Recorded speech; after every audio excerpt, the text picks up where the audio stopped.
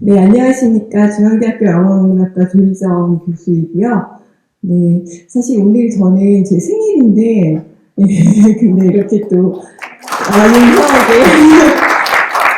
저 생일 파티는 아니지만 파도의 생일 파티를 맞이해가지고 이렇게 좋은 곳에서 모임을 가질 수 있게 되어서 너무 영광스럽게 생각이 들고요.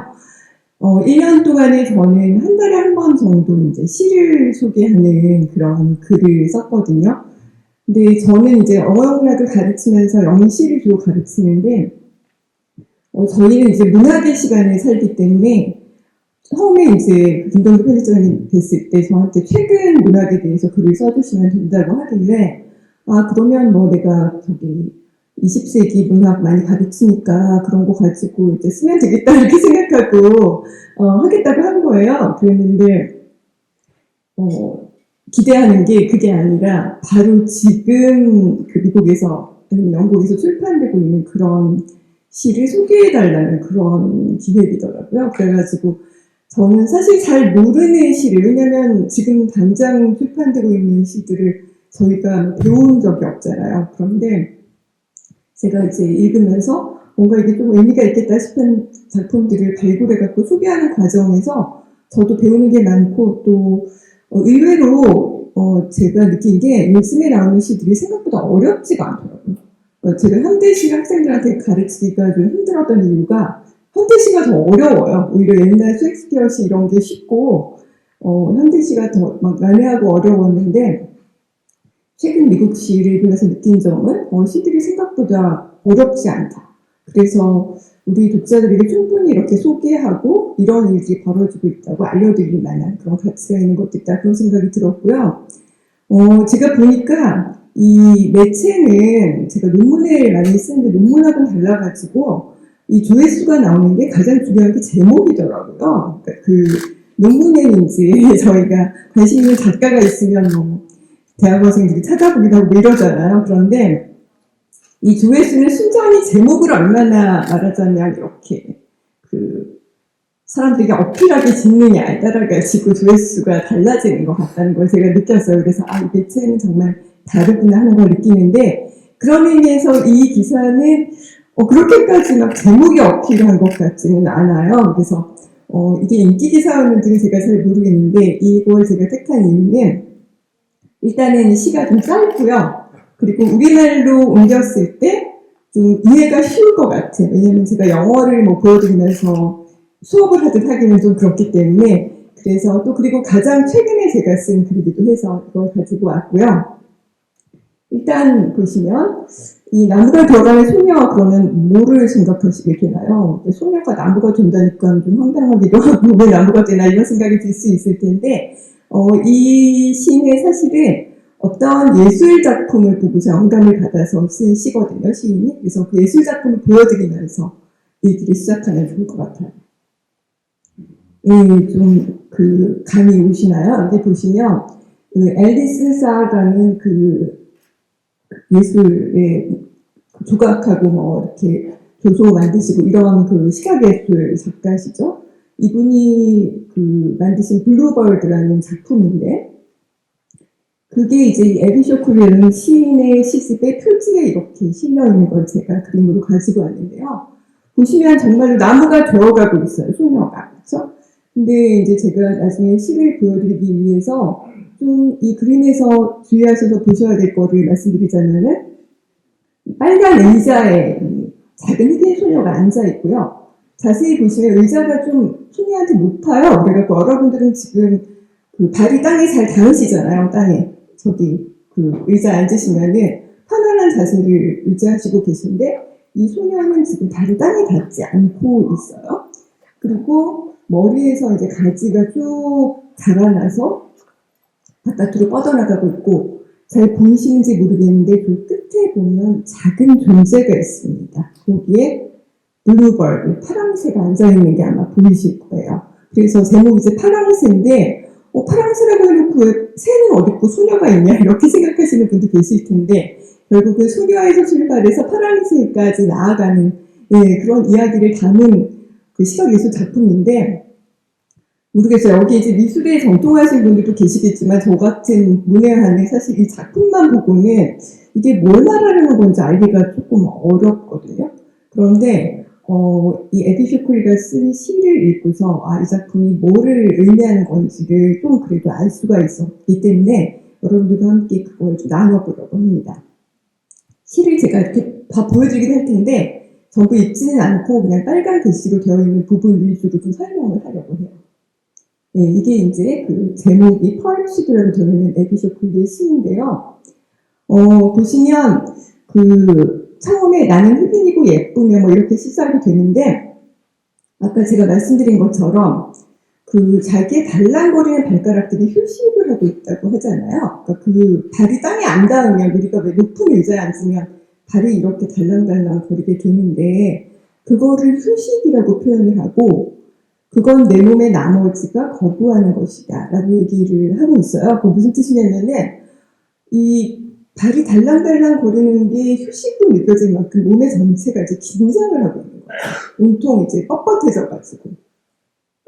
근데 그게 왜 그런가를 우리가 생각을 해보자면은 이제 이 소녀가 흑인 소녀로서 아마 미국 사회에서 살면서 여러 가지 어려움을 겪기도 하고 억압적인 상황에 놓이면서 긴장을 하게 되면 몸이 뻣뻣해지잖아요. 그러다 보니까 온몸이 너무 뻣뻣해서 불편한 의자에 앉아있으면서 발이 달랑거리는데 오히려 휴식이다라고 느끼는 그런 상황이고요.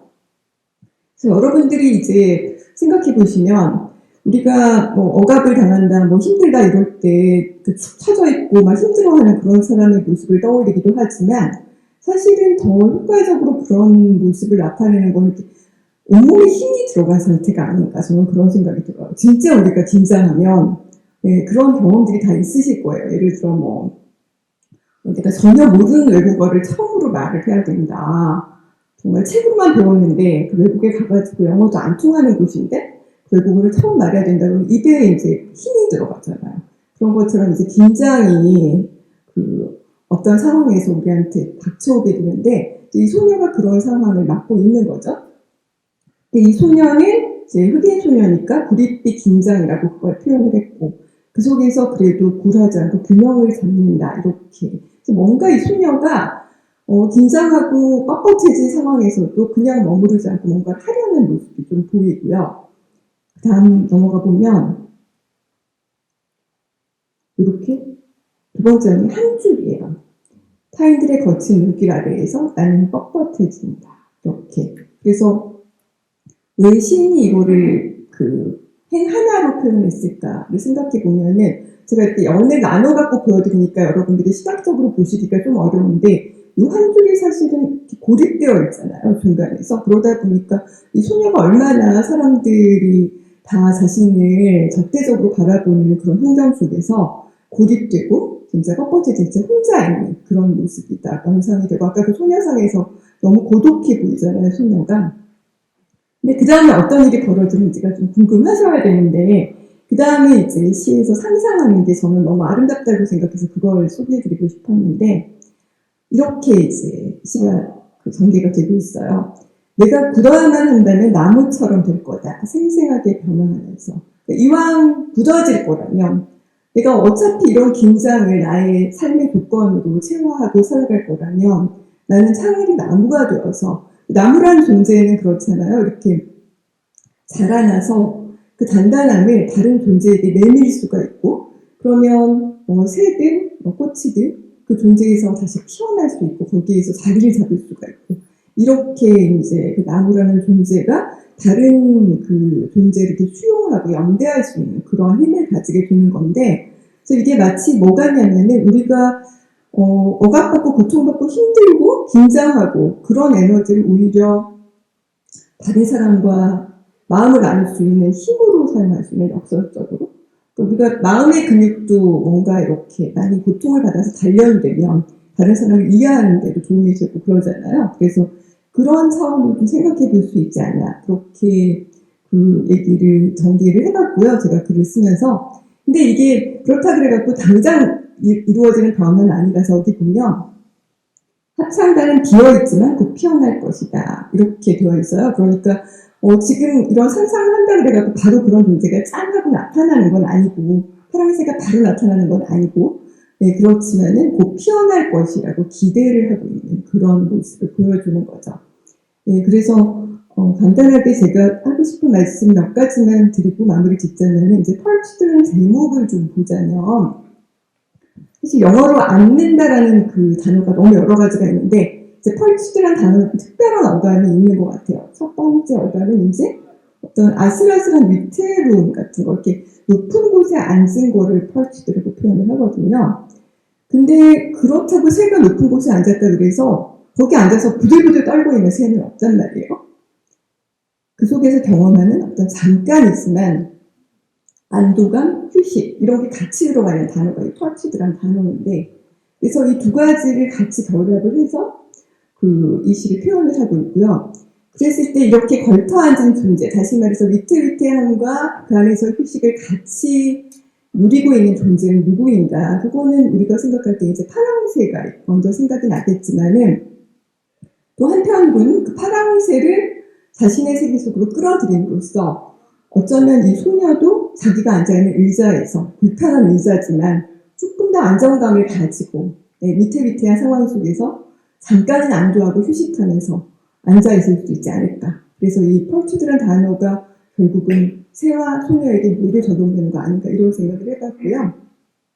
자, 정말로 마지막으로 마지막 구절 하나만 말씀드리고 끝내도록 하겠습니다.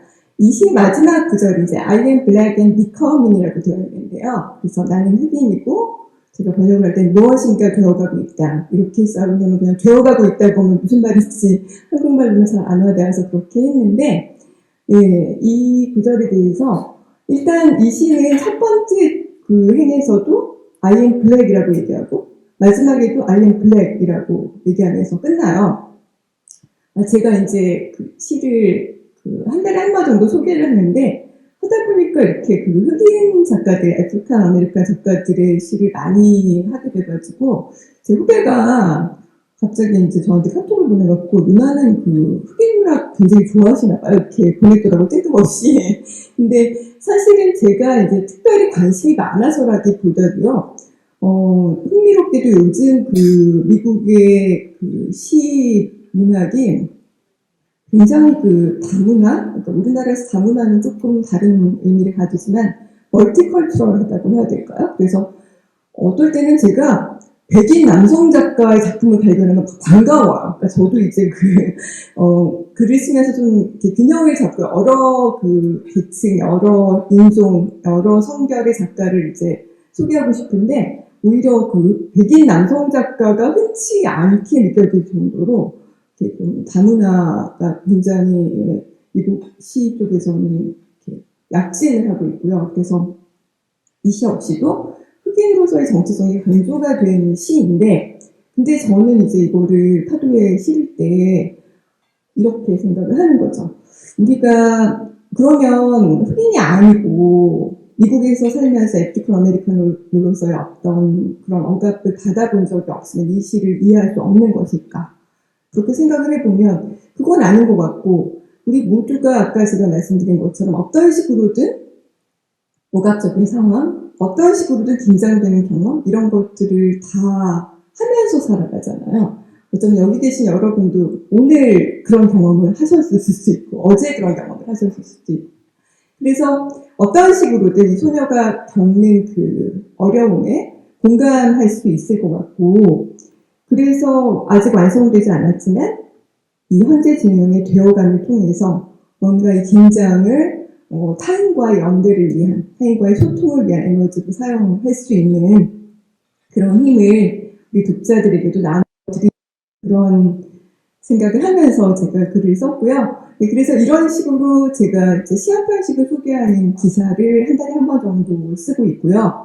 그 외에 좀 다변화된 그런 다른 글들도 싣고 싶어서 제가 이분 저분 좀 섭외를 해서 팔레스타인 작가를 인터뷰한 기사도 실리기도 하고, 또 여기 오늘 동문과 김경민 교수님 모셨는데 독일의 최신 문학 작품을 소개하는 글이 실리기도 하고, 이렇게 하고 있거든요. 그래서 문학에 관심이 있으신 분도 계시고 없으신 분도 계시겠지만은, 제가 쓰는 글은 좀 그렇게 길지 않고 문학적 글들이 비교적 짧은 편이에요. 그래서 관심 많이 가지고 읽어주시면 감사하겠고, 앞으로 더 재미있고 더 유익한 작품들 발굴해서 정말 여러분들한테 그 파랑새와 같은 예, 그런 선물 같은 예, 그런 글들을 안겨드릴 수 있도록 노력해 보도록 하겠습니다. 예, 들어주셔서 감사합니다.